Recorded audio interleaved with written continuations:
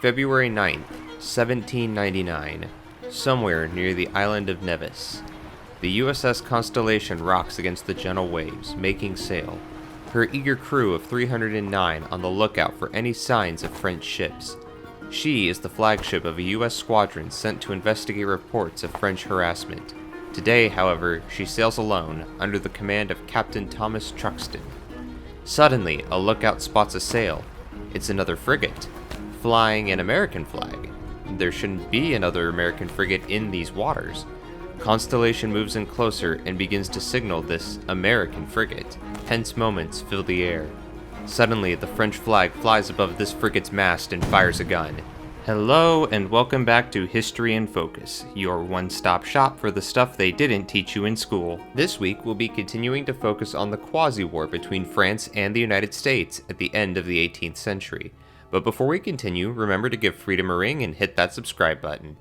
When we left off, the United States had decided to retaliate against the French after the XYZ affair. John Adams decided that the best course of action would be to protect the United States merchants with the United States Navy, which would be great if the United States Navy had any ships. Now, I know what you're thinking. Wait, didn't the US start building frigates in 1794? And you would be correct. But after a deal had been reached with the Barbary state of Algiers, the construction of the US frigates had been halted. This was because of a clause in the Naval Act that was pushed to appease the Democratic Republicans in Congress. As a result, construction had been halted with the three frigates closest to completion, Constellation, Constitution, and the United States being allowed to finish construction, but at the start of the conflict they hadn't been fitted out for voyages. Thus, the United States started with only one ship, a small sloop named the Ganges. Now, before we get into the meat of this war, it's important to understand why this conflict was allowed to happen by the US Congress without a formal declaration. Under the United States Constitution, it is clearly stated in Article 1, Section 8, that Congress shall have the power to declare war. Now, I am not a constitutional lawyer, but in doing research for this episode, I found that it had been debated when framing the Constitution as to the language of this section. Ultimately, it was decided that declare was a more flexible word than make, as to allow for the executive as commander-in-chief to respond to imminent threats. Thus, in 1798, Congress passed an act titled An Act Further to Protect the Commerce of the United States, which authorized the president to use force to protect American merchant interests. Around this time, the Federalist-controlled Congress passed four laws that collectively became known as the Alien and Sedition Acts, passed under the premise of protecting the country from dissidents and non-citizens living in the United States. For the sake of time, I'll briefly summarize what the four acts allowed the government to do. 1. Increase residency for citizenship from 5 to 14 years. 2. Allow for the arrest and deportation of all non-citizens from enemy countries in the event of war. 3. The deportation of any non-citizen suspected of conspiring against the government in war or peace. 4. It would be illegal for citizens to print or say anything that could be considered false, scandalous, or malicious writing against the federal government. Finally, in July 1798, the first of 6 frigates set sail for conflict. The USS United States was put to sea with the Constellation and Constitution a few months later. So let's briefly compare the two sides and how they stacked up militarily. The United States had 3 frigates previously mentioned, as well as several smaller ships. About a year later, the fleet would add 2 smaller frigates, and the remaining 3 of the original 6 frigates would be finished by the end of 1799. 5 more frigates known as subscription ships, or ships built with private and city funding, would also be completed. Thus, by 1799, the United States had roughly 13 frigates and a host of smaller ships. Statistics about the French Navy during this conflict are harder to come by.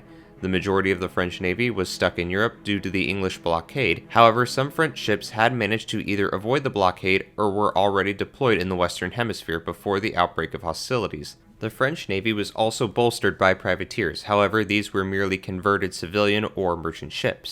The chase is on. This is the French frigate Le Insurgent, under the command of Captain Michel Pierre Barrou. Mistaking Constellation for a British warship, Insurgent attempts to run from her attacker. For over an hour, Constellation chases the French frigate. Then black clouds begin to form. Rain pelts the men on both ships as the wind howls. The combatants have sailed right into a gale. On board Insurgent, the sound of cracking timbers is heard above the ship's topmast. With a thunderous crack, it breaks away, plunging into the sea. Like a shark smelling blood in the water, Constellation closes in on the stricken insurgents. The sound of drums echo on the water as men shout and the ships prepare to fight.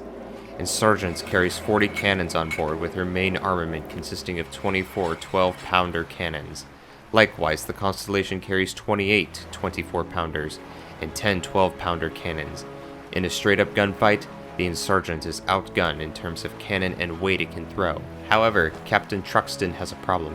He has overloaded his ship with heavy cannons, and his ability to maneuver is limited. In order to maximize his firepower, he surrenders the greater tactical position, and the distance closes between the ships. A grim silence fills the air. Then the roar of cannons begin. Constellation unleashes a maelstrom of lead, ripping into the hull of Insurgent, who responds in kind, nearly destroying the Constellation's topmast. The sound of screaming men is washed out by the cannon fire, as the two ships trade punches, sailing in parallel courses. Sensing the danger he is in, Captain Baru attempts to board, hoping to use the superior numbers to overwhelm the American frigate, but Truxtun won't let the French frigates get close enough to grapple. Broadside after broadside slams into the French decks, as the more maneuverable Constellation begins to sail circles around her stricken prey. Sensing the inevitable, Captain Baru orders the French flag to be lowered, surrendering the ship. It is over. In writing his report to the Secretary of the Navy, Captain Truxtun wrote, "The French captain tells me I have caused a war with France. If so, I am glad for it, for I detest things being done by halves." While not the first victory by an American warship in this conflict, this was the first victory by an American warship over an official warship of another nation. The Quasi War would continue well into 1800. There would continue to be significant naval actions as the Constellation fought another French frigate to a draw. Meanwhile, USS Boston captured a French brig. Elsewhere, American merchants were being taken with decreasing frequency, showing the effectiveness of US strategy. By the fall of 1800, attitudes in France had changed. A young Napoleon Bonaparte had led a coup proclaiming himself to be First Consul of France. Seeking a more conciliatory tone with the United States, France and the United States signed the Convention of 1800, thus ending the Quasi War. By the end of this conflict, the United States had lost 22 privateers compared to the French losing 1 frigate, 1 brig, 2 corvettes, and 122 privateering vessels. France agreed to release the United States from its Treaty of Alliance obligations and to stop seizing American merchant vessels. The United States had established a determined attitude to defending its coasts and merchants. This led to the establishment of the United States Navy as a permanent part of its armed forces and provided its officers with the experiences needed to fight the future war of 1812. The Alien and Sedition Acts were all taken off the books, except for the Alien Enemies Act, which remains on the books today.